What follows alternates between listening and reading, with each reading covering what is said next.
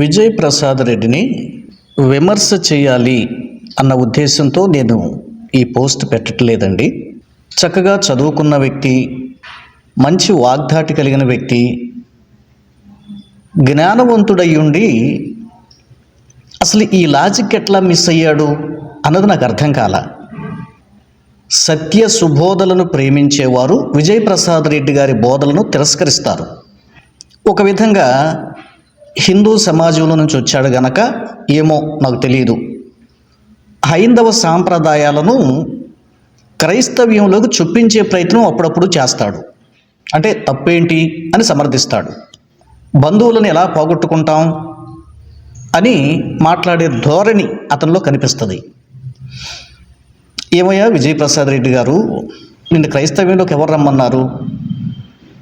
క్రైస్తవ్యంలోకి వచ్చి క్రైస్తవ్య నియమాలకు కట్టుబడి జీవించటం మానేసి ఇతరులను కూడా చెరిపే బోధలు చేస్తే ఎలాగా చెప్పండి విజయ్ ప్రసాద్ రెడ్డి గారు.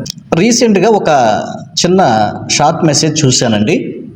ఆయన ఏం మాట్లాడుతున్నాడు, బైబిల్కి అది వ్యతిరేకమా లేకపోతే అనుకూలమా అన్న విషయాలు వీడియోని మనం పోస్ట్ మార్టం చేద్దాం. బ్రీఫ్గానే చెప్పే ప్రయత్నం చేస్తా, పూర్తి వీడియో చూడండి.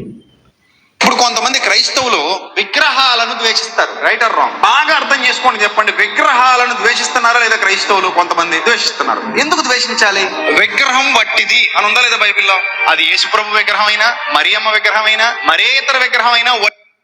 అసలు ఇక్కడే ఒక గొప్ప లాజిక్ అయినా మిస్ అయ్యాడండి. అంటే విగ్రహం వట్టిది అని అక్షరార్థంగా చెప్పబడిన పౌలు గారు చెప్పిన మాట పట్టుకొని జస్ట్ దాన్ని అడ్డం పెట్టుకుంటున్నాడు. కానీ అసలు దేవదేవుడు మొట్టమొదటిసారిగా కమాండ్మెంట్స్ ఇచ్చినప్పుడు మనం అంటాం కదా 10 కమాండ్మెంట్స్ అని.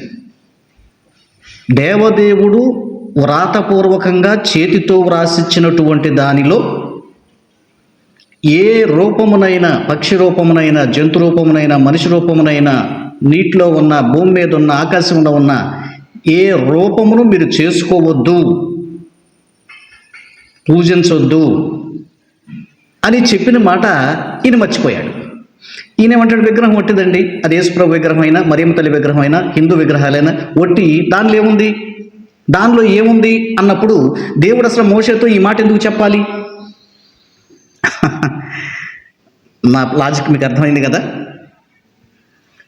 ఇంకా క్రొత్త నిబంధనలోనే విగ్రహారాధనకు దూరంగా పారిపోండి అని వ్రాయబడింది. మరి ఏమి లేనప్పుడు ఎందుకు దూరంగా పారిపోవాలి?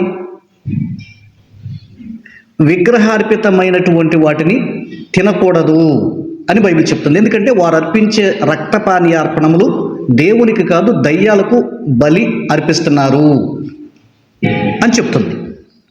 సరే, ఇంకా చాలా ఉన్నాయి. అంటే నేను డీప్గా లోతుగా వెళ్ళి మీకు ఎక్కువసేపు సమయం వృధా చేయదలుచుకోవట్లా, మీ అందరికీ చాలా వరకు తెలిసే విషయాలు. మెయిన్ ఏమంటాడంటే విగ్రహం ఒట్టిది, దానిలో ఏమి లేదు. ఏమి లేనప్పుడు దేవదేవుడు మోషేకి ఎందుకు చెప్పాడు? పాత నిబంధన గ్రంథంలో మొట్టమొదటగా ప్రజలు అసలు ఆయన అసహించుకునేది విగ్రహారాధన. ఎందుకు అసహించుకోవాలి? ఏమి లేనప్పుడు విగ్రహం పెట్టారు, దండం పెట్టారు. అన్యులు అనుకుందాం, ఏమంటే మన దేశంలో మన హిందువులు పక్కన పెట్టండి, వీళ్ళ గురించి కాదు. అక్కడ కానానీయులు, యెబూసీలు, పెరిజ్జీలు, హివ్వీయులు, హిత్తీయులు, ఎవరో సంథింగ్ అనుకుందాం. వాళ్ళు ఒక విగ్రహం చేసుకుని దండం పెట్టారు, అది ఒట్టిదే. దేవుడు రోషపడాల్సింది ఏంటి? వద్దని ఎందుకు చెప్పాలి? అయ్యయ్యో, ఇలాంటి లాజిక్కే మిస్ అయితే మీరు దొరికిపోతారు కదండి విపి రెడ్డి గారు. మీరు తింటారు, మీరు తినాల్సిన ఒత్తిడి మీ మీద ఉండొచ్చు. ఎందుకంటే మీరు హిందుత్వం నుంచి వచ్చారు కనుక, మీ రిలేషన్ అంతా వాళ్ళతో కనెక్ట్ అయి ఉంటుంది కనుక. ఏమనుకోబాకండి. కనుక దాన్ని సమర్థిస్తున్నారా మీరు అని మేము భావించాలా? లేకపోతే ఇది మీ అమాయకత్వం, మీ తెలివి తక్కువతనం, మీ అజ్ఞానం అని మేము భావించాలా? ఏం అర్థం కావట్లేదండి రెడ్డి గారు.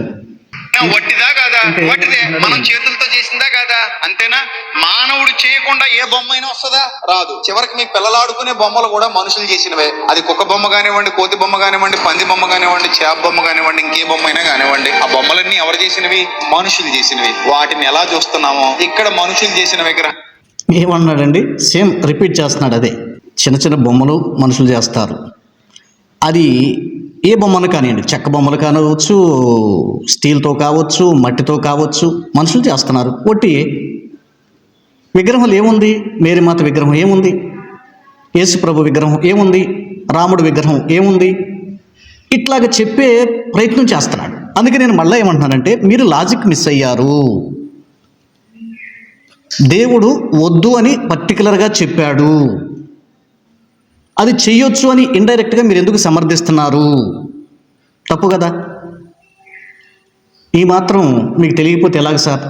ఇన్ని ప్రసంగాలు చేస్తారు, ఏదో మీటింగ్లు అంటారు, యూత్ మీటింగ్లు అంటారు, రిట్రీట్లు అంటారు, బైబిల్ క్లాసులు అంటారు. విగ్రహాలను కూడా అలాగే చూడాలి తప్ప పని కట్టుకుని ద్వేషించాల్సినంత అవసరం ఏముంది? మొన్న ఏదో ఒక వీడియో వచ్చిందంట, పనిగట్టుకుని ద్వేషించాల్సిన అవసరం ఏముంది? ఈ మాటతో నేను ఏకీభవిస్తా. పనిగట్టుకొని ఎవరు ఇతరులను, ఇతర విగ్రహాలను ద్వేషించకూడదు. వారి మనోభావాలు దెబ్బతినేలాగా మాట్లాడకూడదు. అది వారి పని, వారి ఇష్టం, వారి విశ్వాసం, వదిలేద్దాం. రైట్. కానీ క్రైస్తవ సమాజం ఖచ్చితంగా విగ్రహారాధన చేయకూడదు. విగ్రహారాధన చేసేవారు దేవుని రాజ్యానికి పాత్రులు కాదు. విగ్రహారాధనకు దూరంగా పారిపోండి, బైబిల్ చెప్తుంది.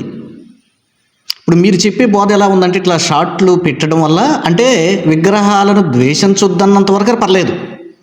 ఇంకా దాని చాటుని మీరు ఏం చెప్తున్నారు? ఇంకేం చూపిస్తున్నారు? తప్పుడు బోధ. ఏదైనా చేత్తో చేసిందే వాటిలో ఏముంటుంది? ఒట్టిదే. అంటే అక్కడ ఆయన పెట్టినా తినండి, ప్రేమగా ఉండండి, వాటిలో ఏముందండి?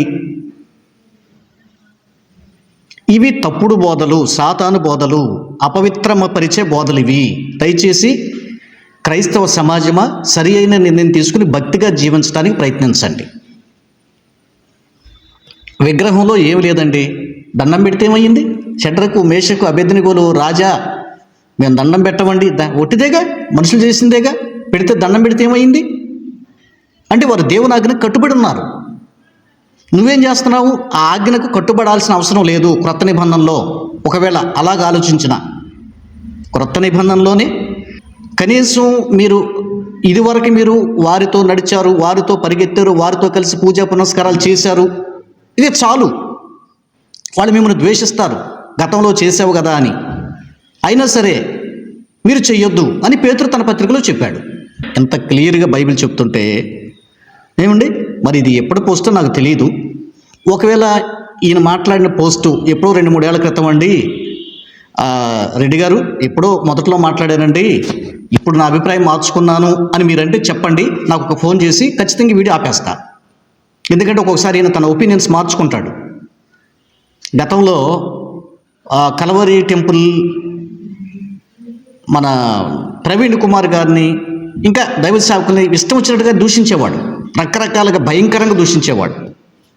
అయితే ఆ తర్వాత కాలంలో, మొన్న ఈ మధ్య కాలాల్లో ఏం చెప్పాడంటే, నేను అప్పుడెప్పుడో చెప్పాను, దానికి నేను సారీ చెప్పేశాను, అవి మళ్ళా మీరు వాటిని ప్లే చేయబాకండి, నేను నా పద్ధతి మార్చుకున్నానంటూ మొత్తానికి 1-2 సార్లు మరి బెల్లంపల్లి ప్రవీణ్ కుమార్ గారిని కలిసి వచ్చినట్లుగా కూడా నేను విన్నాను. మంచిదే,